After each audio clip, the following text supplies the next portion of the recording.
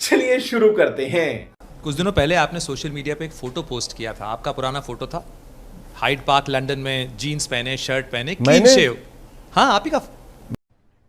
अरे कहना क्या चाहते हो? मैंने फोटो, हाँ, आप ही का था। अच्छा, बड़ा स्मार्ट लग रहा था फोटो। अभी नहीं लगते स्मार्ट? नहीं, अभी भी स्मार्ट है आप बड़ा हरामी हो बेटा।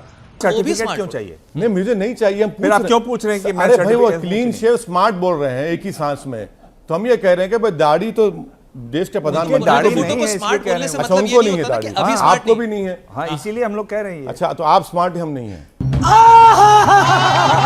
आप अपने लिए पढ़ने के लिए बैरिस्ट्री करते हैं, लंदन जाते हैं, आपके परिवार अच्छे स्कूल भी चलाता है, एक्सेलेंट स्कूल चलाता है, लेकिन मदरसों के अंदर अगर पढ़ाई का स्टैंडर्डाइजेशन हो जाए, आप राजनीति करते हैं तो आप भेष भी बदलते हैं, आप जो है हिजाब की पैरवी भी करते हैं, स्कूलों के अंदर आप उस तालीम का के लिए कॉन्स्टिट्यूशनल प्रोटेक्शन की बात करते हैं, लेकिन अगर स्टैंडर्डाइजेशन हो जाए, अगर सर्वे होता है, ठीक है, कहाँ सर्वे होता है, लेकिन सर्वे से स्टैंडर्डाइजेशन हो जाए। अभी मजा आएगा ना भिड़ो। आप नहीं कर सकते, आप आर्टिकल 30 को पढ़ा करिए। अगर मैं मदरसे खोलता हूं आर्टिकल 30 के तहत राइट टू एडमिनिस्टर मेरा राइट है, लेकिन उससे जो पढ़ के निकलेगा ओवैसी साहब वो सुनिए, भारत का नागरिक बनेगा। सुनिए, भारत का नागरिक बनेगा भारत ना। का नागरिक है आप ये कहना चाह रहे हैं कि दारुल उलूम देवबंद से जिसने इस मुल्क की आजादी के लिए अपना खून पसीना बहाया, वो लोग मुल्क के लिए काम नहीं किए? बिल्कुल मुल्क के लिए काम। आप ये कह रहे हैं कि नदवतुल उलमा से जिन्होंने इस देश के लिए आजादी के लिए काम किया वो ताकतवर नहीं थे? उठा रे बाबा, उठा ले, मेरे को नहीं रे, हिंदुओं को उठा ले। सुनिए, ऐसी तालीम भारत के लिए नागरिकों को मिल सके, अगर उसके लिए बेहतर इंतजाम किए जा सकते हैं तो क्यों ना।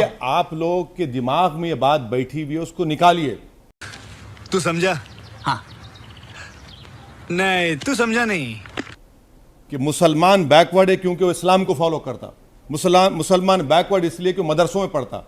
4% मुसलमानों के बच्चे मदरसों में पढ़ते हैं। और क्यों पढ़ते हैं? थियोलॉजिकल इस्लामिक इल्म हासिल करने के लिए पढ़ते हैं। मैं आपको रोक रहा हूं मॉडर्न स्कूल्स खोलने के लिए, खोलिए।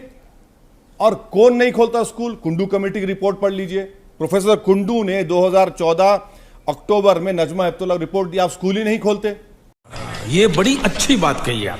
मैं रोक रहा हूं आपको स्कूल खोलने के लिए। इंग्लिश मीडियम के खोलिए ना स्कूल, इंग्लिश मीडियम स्कूल खोलिए। आप स्कूल फीस का इंतजाम करिए।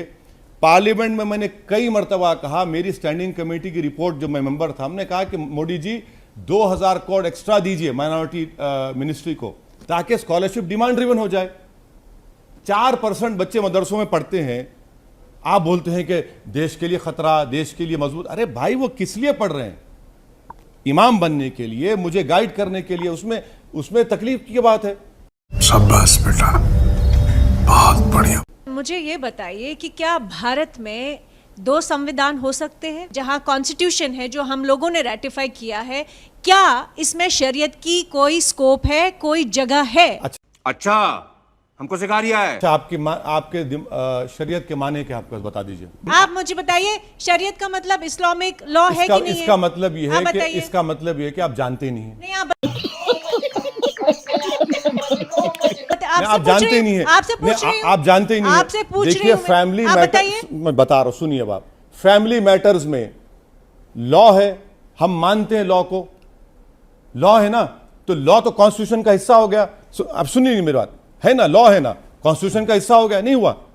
मैं तो लॉ की बात कर रहा हूं ना। मैं भी लॉ की तो वही तो आपसे कह रहा हूं। आपसे यही सवाल पूछ रही हूं, क्या बच्चों को इंडियन कॉन्स्टिट्यूशन पढ़ाना चाहिए कि शरीयत लॉ पढ़ाना चाहिए, इस्लामिक लॉ पढ़ाना चाहिए? क्या इस देश में 2 लॉ चल सकते हैं कि नहीं, ये बताइए। बिल्कुल चल रहे हैं। मुस्लिम मैरिज एक्ट रिकॉग्नाइज्ड है, कॉन्स्टिट्यूशन का हिस्सा है ना। आपने ट्रिपल तलाक को बैन किया, दूसरों को बैन नहीं किया क्योंकि लॉ है उसका। रुको जरा, सब्र करो। आप बोलिए देश में 2 कानून, अब आपका जवाब दे रहा हूं, अब आप रुक जाइए। सीआरपीसी में आईपीसी अमेंडमेंट्स नहीं होते। राजा राम मोहन राय कहां पढ़े थे? मदरसे में पढ़े थे।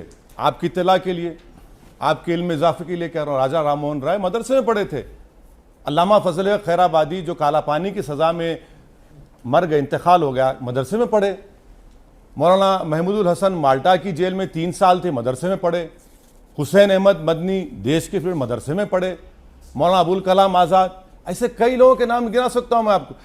आप अपने दिमाग से इस बात को निकाल दीजिए कि मदरसे में पढ़ने वाला वो बैकवर्ड होता नहीं होता है।